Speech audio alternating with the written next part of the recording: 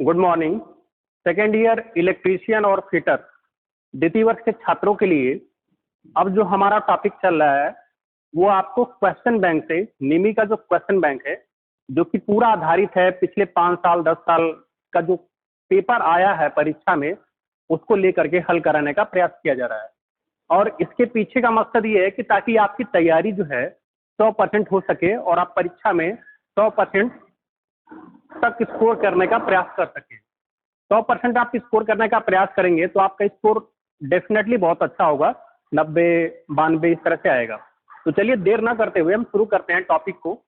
आज का हमारा अध्याय है एलजेब्रा पे ये चौथा क्लास है और इसमें हम लोग आज शुरू कर रहे हैं। पहला जो प्रश्न है 134 नंबर का असाइनमेंट 134 नंबर का प्रश्न है।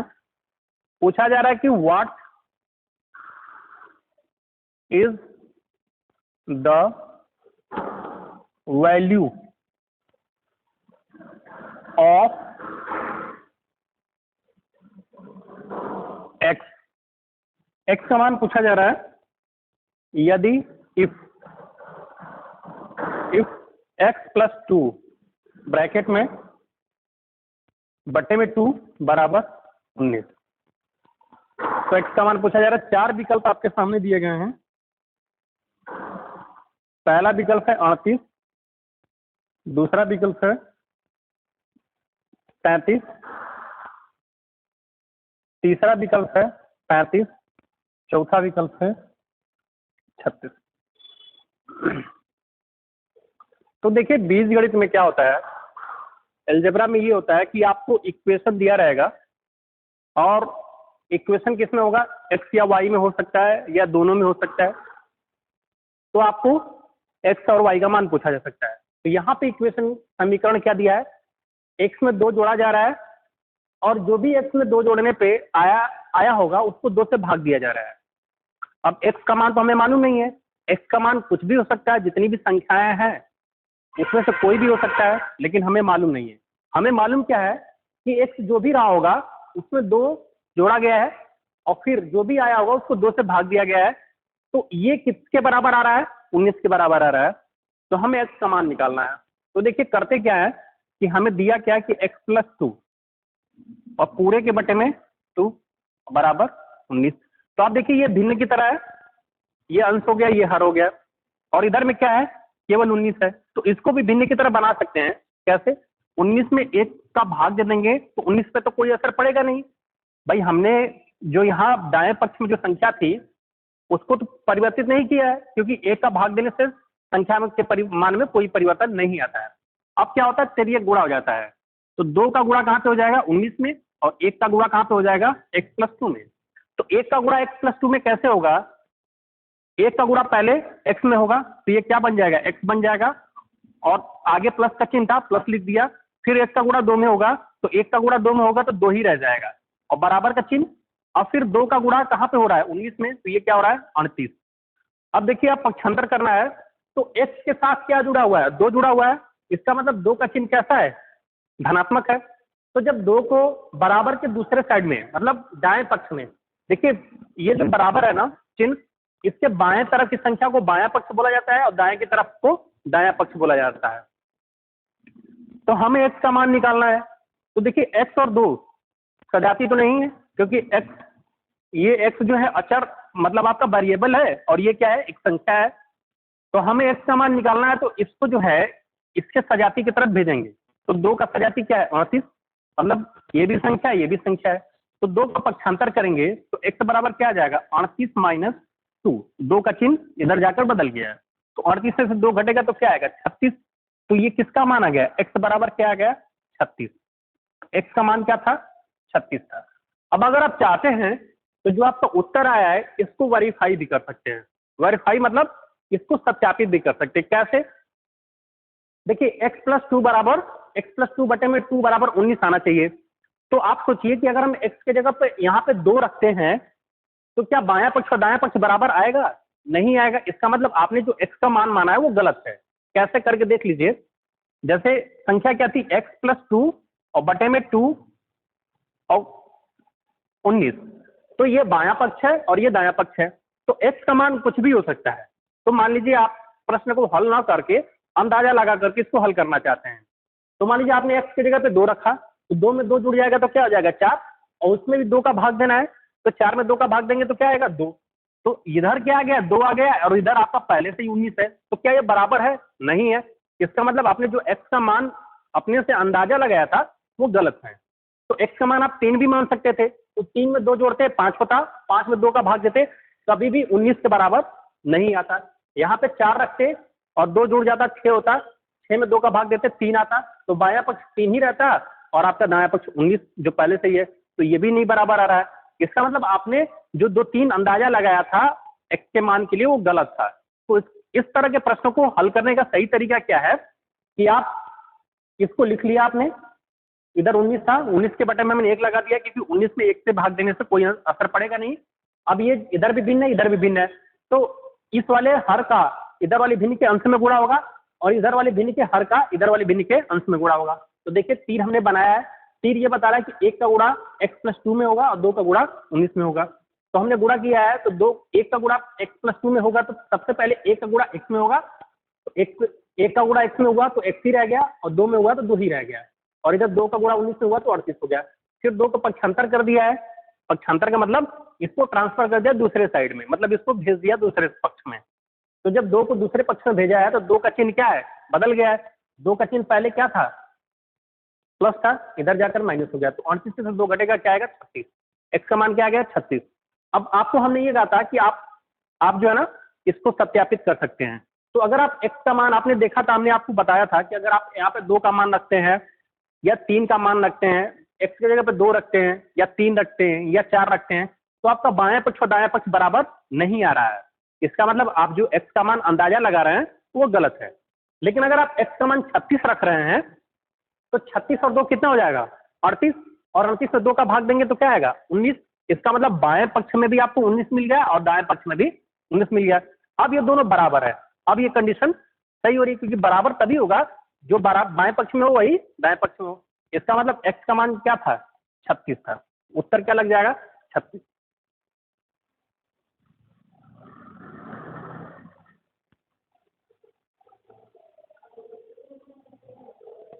अब इसी प्रकार से एक अगला प्रश्न है 135 नंबर का, क्वेश्चन बैंक से पूछा जा रहा है कि what is the value of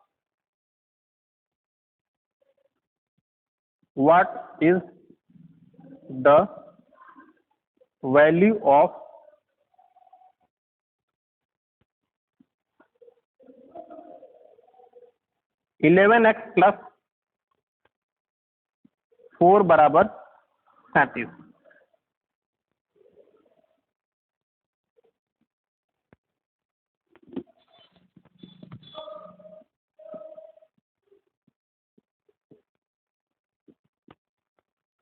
इसमें देखिए पूछा जा रहा है कि what is the value of x। इसका मतलब x का मान क्या है अगर 11x + 4 = 37। तो आपको ये समीकरण दिया गया है और आपको x का मान निकालना है, और आपको विकल्प क्या दिए गए हैं, पहला 2 दिया गया है, दूसरा 3 दिया गया है, 4 दिया गया है और 5 दिया गया है। अभी आपको 4 मान दिए गए हैं, इससे आपको जो है x का मान निकालना है। तो देखिएगा हम हल करने का भी तरीका बताएंगे और आपको विकल्प से ही इसको हल करने का तरीका क्या है। अब एक चीज देखिए, x का मान पूछा जा रहा है और 4 विकल्प के रूप में आपको उत्तर है, तो इसका मतलब 4 विकल्प में से कोई एक विकल्प तो सही होगा, और अगर कोई एक विकल्प सही होगा तो इसका मतलब कि इस समीकरण में x का मान रखने पर बायां पक्ष मतलब इधर का जो मान आएगा वो दाएं पक्ष के मान के बराबर होगा। तो हम मान लेते हैं कि ये वाला उत्तर सही है। तो हम अगर ये उत्तर सही मान लेते हैं कि x का मान 2 ही है, तो हम चेक करेंगे कि इसमें रखने पर बायां पक्ष और दायां पक्ष बराबर आ रहा है। तो देखिए अगर हम 2 मानते हैं तो 11 के साथ क्या है x है, तो x की जगह पे 2 रखेंगे तो 11 में 2 का गुणा हो जाएगा तो क्या हो जाएगा 22, उसके साथ क्या है 4 है, और इधर क्या है दाएं पक्ष में क्या है 37। तो बराबर के इधर जो होता है बायां पक्ष बोलते हैं और इधर दायां पक्ष। तो 22 में 4 जोड़ेंगे 26 होता है और इधर क्या है 37 है। तो क्या 26 37 के बराबर होता है? नहीं होता है। इसका मतलब आपने जो x का मान लिया है वो गलत है, तो इसका मतलब ये उत्तर नहीं है। दूसरा मान रखिए 3 अगर आप रखते हैं तो 11 कहीं क्या हो जाएगा? 33 हो जाएगा, और फिर उसमें 4 जोड़ना है और दाएं पक्ष में क्या है? 37 है। तो 33 में 4 जोड़ते हैं तो क्या होता है? 37, और इधर भी क्या है? 37। अब देखिए बायां पक्ष भी आपका 37 आ गया और दायां पक्ष भी 37 आ गया। इसका मतलब कि जो आपने x का मान अब लिया है विकल्प से, वो इस समीकरण को सेटिस्फाई कर रहा है, संतुष्ट कर रहा है। इसका मतलब सही उत्तर क्या हो गया? डी।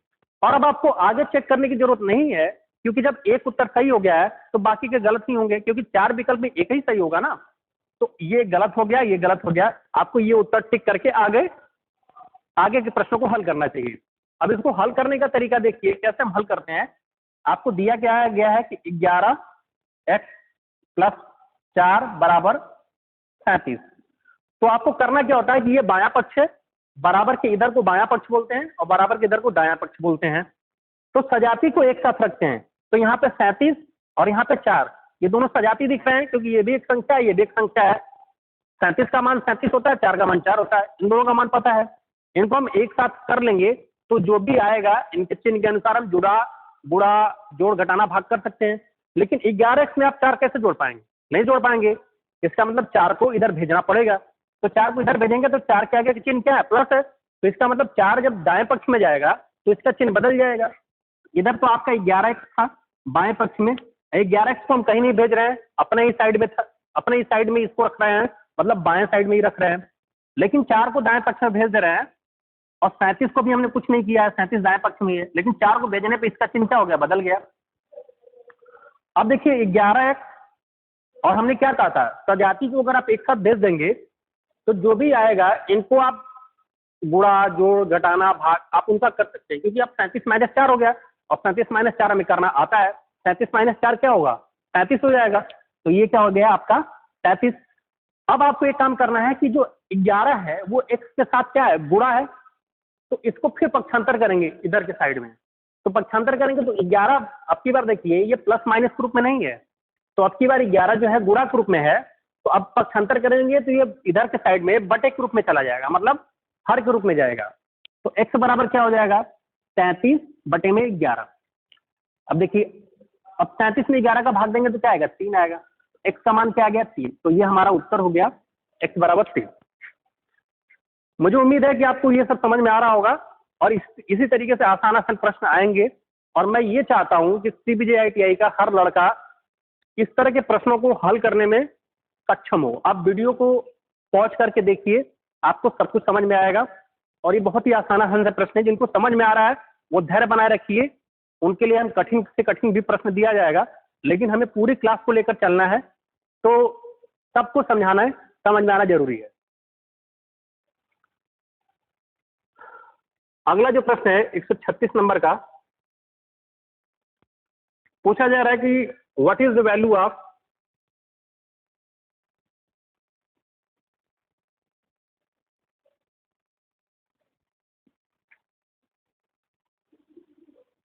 वन बाई ए की पावर m, इसका मान क्या होगा? और आपको विकल्प क्या दिया जा रहा है? a to power m, a to power -m, कड़ी में a टू पावर m, और आपका डी विकल्प है k1। तो देखिएगा हल आपको बता रहे हैं।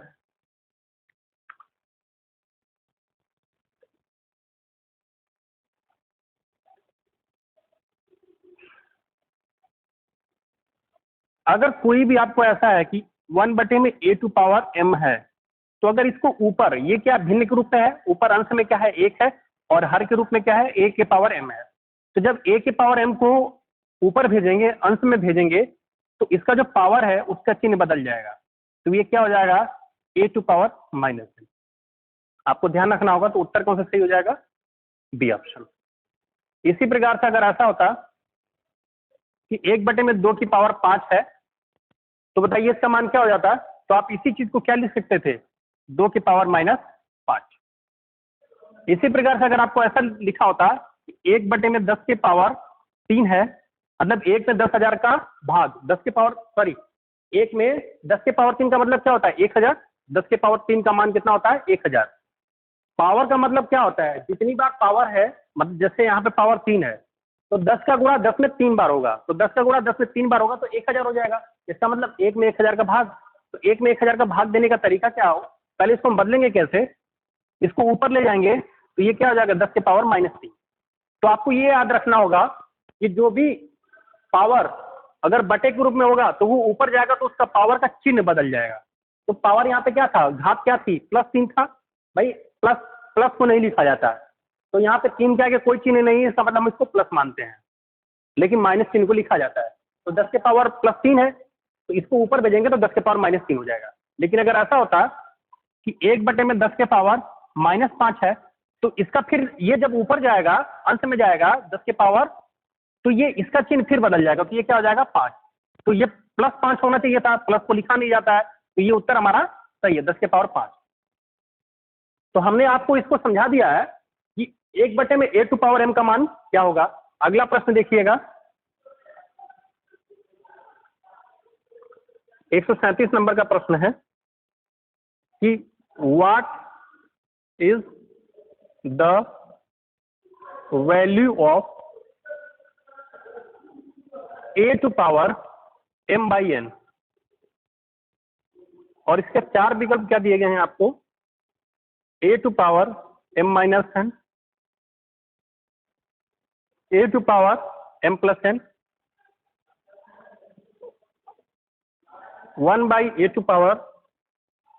1/a⁴m, और डी जो विकल्प है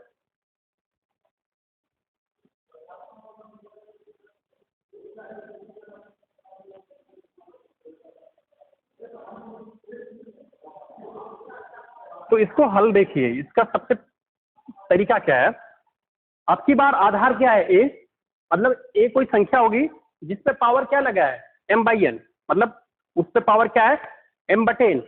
तो इसका मतलब किसी संख्या पे अगर घात भिन्न के रूप में होगा तो उसका मतलब क्या होता है। तो देखिए मैं आपको समझाता हूं, आप देखिए आपने इसको देखा होगा कड़ी में 3, कड़ी में 3 का मतलब क्या होता है, देखिएगा कड़ी में 3 को आपको ये जान लीजिए कि जो कड़ी होता है इसके आगे अगर ये कुछ नहीं लिखा है तो कड़ी में 3 को आप सुन लीजिए इससे भी लिखा जा सकता है। आप कड़ी में 3 लिखिए, चाहे कड़ी में 3 और उस पे ये जो पावर है 2 रखिए, कोई गलती नहीं है, बिल्कुल ये सही है। लेकिन 2 लिखा नहीं जाता है, 2 से अगर ज्यादा रहेगा तो उसको लिखा जाता है। तो कहने का मतलब ये है कि कड़ी में 3 ये भी है और ये भी कड़ी में 3 ही है, लेकिन अगर इसको हम कड़ी को हटाकर पावर के रूप में लिखना होगा तो क्या होगा, तो इसको हम क्या लिख सकते हैं 3 और 1/2। तो यहाँ पे जो चीज होता है ना वो बटे के रूप में जाता है, यहाँ पे जो होता है वो बटे के रूप में जाएगा। तो 2 यहाँ पे था तो 2 बटे के रूप में चला गया। तो और कड़ी का मतलब क्या होता है, यहाँ पे कड़ी का मतलब 1, तो इसको क्या लिख दिया 3 के पावर 1/2। इसी प्रकार से अगर आपको ऐसा लिखा हो कुछ 7, तो इसको हम क्या लिख सकते हैं 7 और यहाँ पे 2 लिख सकते हैं, गलती नहीं है, ठीक है। और इसी को हम क्या लिख सकते हैं 7 के पावर 1/2, सब कुछ सही है। कड़ी में 7 को ऐसे ही लिखा जाना चाहिए, और कई बार आप किताब में देखेंगे ऐसे लिखा भी होता है, लेकिन 2 को लिखा नहीं जाता है, कई बार छोड़ दिया जाता है इसलिए। और कड़ी में 7 का अगर एक्चुअल में मान पूछा जाए कि कड़ी में 7 को हम पावर के रूप में कैसे लिखेंगे, तो बिल्कुल यही फॉर्म होता है 7 के पावर 1/2। अब इसी प्रकार से अगर आपको ऐसा लिख दिया जाए कि 7 के पावर कड़ी में 7 हो और उस पर 3 हो, तो इसका मतलब क्या हो जाता है, देखिएगा इसका मतलब हो जाता है 7 के पावर 1/3। तो कड़ी के मुंह पे जितना भी मान रहेगा वो बटे के रूप में जाता है, ठीक। और अगर ऐसा लिखा होता अब ये क्या होता बताइएगा, तो देखिए इसको अगर हम पावर के रूप में लिखेंगे तो इसको हम क्या लिखेंगे 7, और ये जो कड़ी के मुंह पे है ये बटे के रूप में जाएगा और ये जो पावर है ये ऊपर आएगा। तो देखिए अब मैंने क्या लिख लिया, ये मान लीजिए m हो गया और ये क्या हो गया आपका n हो गया। तो m की जगह पे क्या आ गया 2 आ गया और n की जगह पे क्या आ गया 3 आ गया। इसका मतलब कि 7 के पावर m बटे n है, तो उसको हम क्या लिखेंगे 7, फिर ये जो n होगा उसको कणी के आगे लिखेंगे और जो ऊपर वाला m होगा उसको 7 के पावर के रूप में लिखेंगे। तो ये प्रश्न आप देखिए, आपको पूछा क्या गया है कि a के पावर m बटे n। तो हमने क्या कहा है कि जो नीचे होता है, मतलब n यहाँ पे क्या था 3 था, तो 3 को हमने क्या लिखा था कणी के मुंह पे लिखा था और फिर कणी लगाया और जो ऊपर वाला पावर था उसको 7 पे चढ़ाया था। तो यहाँ पे a to power m by n है, तो इसका मतलब n को कहाँ लिखा जाएगा कणी के मुंह पे लिखा जाएगा, मतलब जहाँ पे 3 है। तो इसका मतलब ये हो जाएगा कि कड़ी के मुंह पे क्या लिखेंगे n और जो ऊपर वाला पावर है उसको a के पावर n के रूप में लिखेंगे। तो ये a to power m by n को क्या लिखा जाएगा n कणी में a to power m, n कणी में a टू पावर m। तो देखिए ये वाला उत्तर आपको कौन सा दिख रहा है n कणी में a टू पावर m, आपका डी विकल्प दिख रहा है। तो 37 नंबर प्रश्न का सही उत्तर क्या हो जाएगा डी विकल्प। इस वाले चीज को बड़े ध्यान से समझिए कि a टू पावर m है, a to power m by n है, मतलब किसी संख्या पे पावर मतलब जो घात है वो भिन्न के रूप में होगा। तो भिन्न में क्या होता है अंश और हर होता है, तो जो हर होगा वो कणी के मुंह पे लिखा जाएगा। जैसे यहाँ पे अगर मान लीजिए यहाँ पे 5 होता तो कणी के मुंह पे क्या लिखते 5 लिखते, और यहाँ पे 4 होता तो कणी में लिख करके 7 के पावर 4 चढ़ा देते। उदाहरण के लिए देख लीजिए, और अगर आपको ऐसा लिख दिया जाए कि 7 के पावर 3/4, तो मैंने क्या कहा है कि जो बटे के रूप में पावर होता है उसको कणी के मुंह पे लिखेंगे, मतलब इसको कणी के रूप में व्यक्त करेंगे तो कणी के मुंह पे 4 लिख दिया और 7 के पावर ये जो ऊपर वाला होता है उसको पावर ऐसे लिखेंगे इसी प्रकार से। और ये देखिए ये कैसे फॉर्म में है m बटे n के फॉर्म में है, तो ये m की जगह पे क्या हो गया 3, n की जगह पे 4 और a की जगह पे 7 हो गया। इसी प्रकार से आपका ऐसा होगा 13 के पावर 2/7, तो इसको क्या लिखेंगे कड़ी के मुंह पे 7 रहेगा और 13 अंदर में 2। तो जो भिन्न वाले घात होते हैं उनको कणी के रूप में कैसे बदला जाता है, ऐसे बदला जाता है। तो ये आपका आज का हल हो गया। आज आपको 3 ही प्रश्न कराया हमने, 3-4 प्रश्न कराया है, इसको देख लीजिए हल कर लीजिए। बाकी आपको कल आगे की क्लास में सब कुछ दिखाया जाएगा।